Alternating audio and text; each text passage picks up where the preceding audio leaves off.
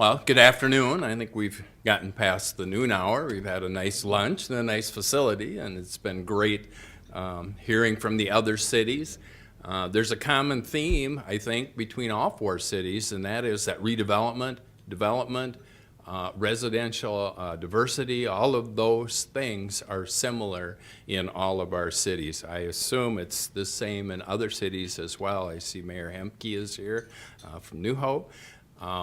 I have two council members here I'd like to introduce, Councilmember Ryan and Councilmember Graves.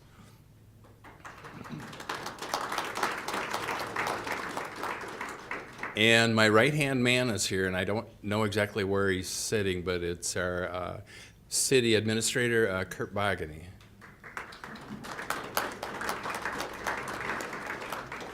Who has done excellent work for us, by the way. He's the individual that hired in Gary Idle. Some of you may know him, may not know him. He has done redevelopment for years and years. Kurt hired him in for 6 months so he could meet his PERA, retirement responsibilities, so he could retire. And Gary now has retired as of about December 20th or so.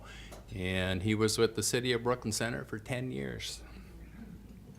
So he loved what he was doing, often said that, and he said it was great to be able to make things happen, to make change happen. So, in March of 2015, the City Council developed the 2016-28 strategic plan. That plan identified various planning elements, including mission statements, SWOT analysis, 6 strategic priorities, key outcome indicators, and action initiatives, things that Brooklyn Center had not had in the past. And those 6 strategic priorities are resident economic stability, targeted redevelopment, enhanced community image, inclusive community engagement, strengthened and empowered youth, and key infrastructure investments. As mentioned before, the strategic city plan included a mission statement, a value statement, SWOT analysis, strategic priorities. Originally, the original plan in 2016 and 2018 did not include a vision statement. However, in 2017, the city did adopt a vision statement to guide all efforts within the city. And that vision statement describes an aspiration desired by future state of the community, or at its best where the community wants to be in the future. I share with you these words. That is the city's new vision statement, and it goes like this. We envision Brooklyn Center as a thriving, diverse community with a range of housing, business, cultural, and recreational offerings. It is a safe and inclusive place that people of all ages love to call home, and visitors enjoy due to its convenient location and commitment to a healthy environment.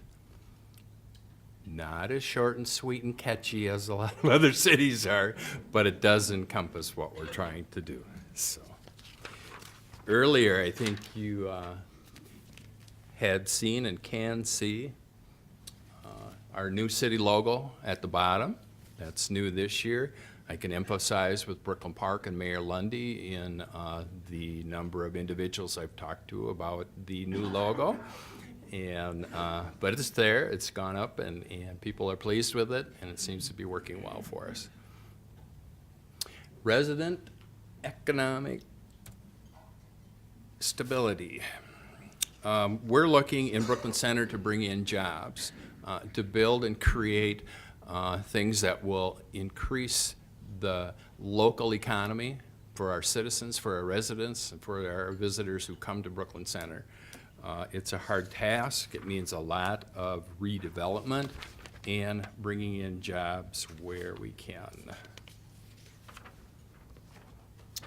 Targeted redevelopment. Redeveloping properties is one of the highest values and best use will accomplish our goals regarding housing, job creation, and growth of the city's tax base. We will appropriately prepare sites and provide the necessary supporting infrastructure investments to guide redevelopment publicly and privately owned properties. Some of those that are coming online is the sanctuary at Brooklyn Center, 6121 Boulevard, Brooklyn Boulevard. It opens in the spring of 2018. It's a 4-story, 158-unit senior assisted living facility with a 1-story wing addition. 130 units are dedicated for general assisted living apartments, with the remaining reserved for 28 memory support studios. Senior housing in Brooklyn Center, I have been on the planning and zoning for 12 years. I've been the mayor for 12 years. And for 24 years, we've talked about senior housing, and now we're finally getting some. So. Crescent Cove Respite and Hospice Home for Kids. It opened in November of 2017. It's one of 3 in the nation, and it's a hospice for young children who need to be helped through the end of life. And it's not an adult facility, but geared towards children. So, one of the biggest things that's coming is Top Golf. Some of you may have heard of Top Golf. And it'll be opening in the late summer, early fall of 2018. It's a 65,000 square foot, 3-level golfing and entertainment facility with 102 hitting bays and a 220-yard driving range. I don't golf, so somebody else probably knows what all that means.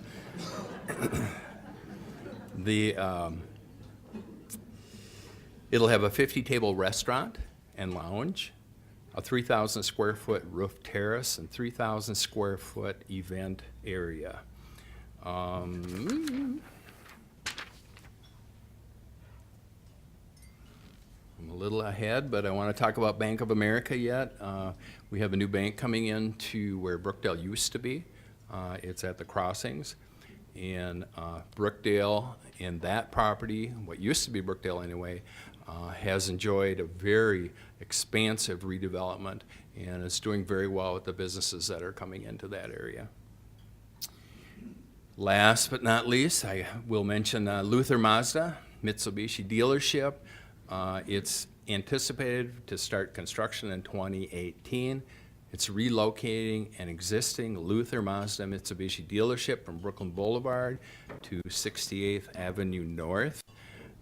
Construction of a new 35,000 square foot dealership next to the existing Luther Chevrolet and Buick GMC dealerships will be built for them.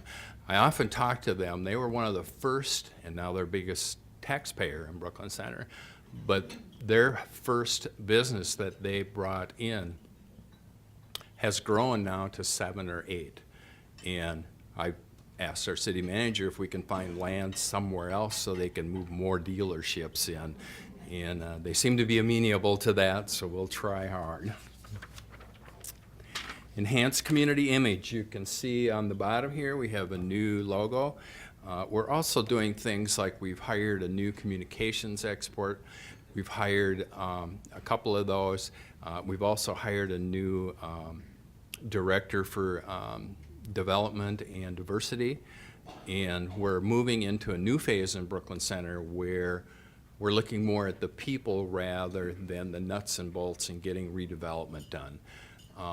Redevelopment was very important over the last 10 or 12 years. We had way too many underutilized land properties, but we've succeeded in at least making a dent in a lot of those. Inclusive community engagement. We, in the summer, we hold meetings in our parks. We rotate between the 16 that we have, and we do 4 of those, and we pick 4 different parks every year. National Night Out we have. And pictured here is some of the new community dialogues we're having with citizens and meeting to discuss issues in Brooklyn Center and to have them provide input to the city council on where they'd like to see their city go. We held 3 of them last year There are 2 more coming up, and there will be more through the summer that will be held, not at City Hall, but at different locations across the city, say a church or business or something on that order, so that it's not that imposing Big Brother type feeling to people who are attending. Am I close, Dave? Strengthen and empowered youth. Brooklyn Center had 19 interns as well last year, and BrookLink is a cooperative agreement between the cities of Brooklyn Park and Brooklyn Center. Mayor Lundy mentioned it earlier as being BrookLink.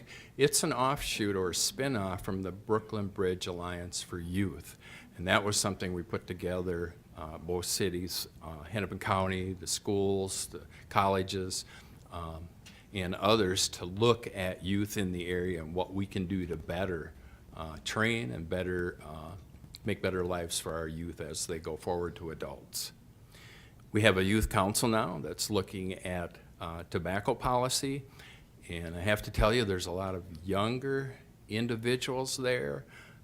My hair's gray, theirs is not, but they have good ideas, and they try really hard to implement those ideas, and they're very bright, very well-schooled, and very knowledgeable. So they're looking at that policy right now to make a recommendation to the City Council.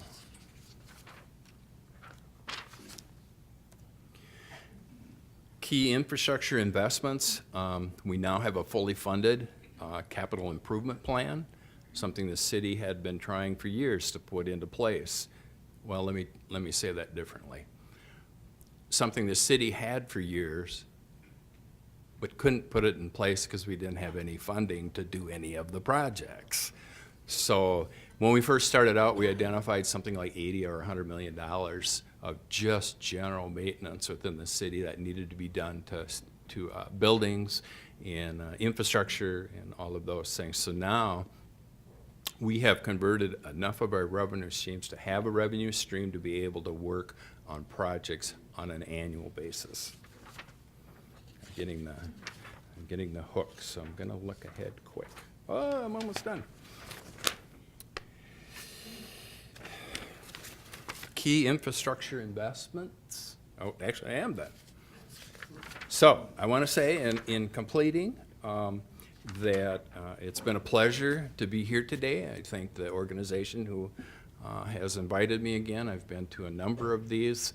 I have to admit, the very first one, when I was first elected in 2007, I made Kurt go to and do the State of the Cities, and he did. It was good. It was great. So, but I was brand new and afraid of all you people that are here in the room.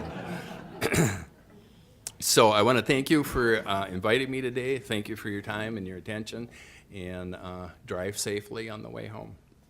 Thank you.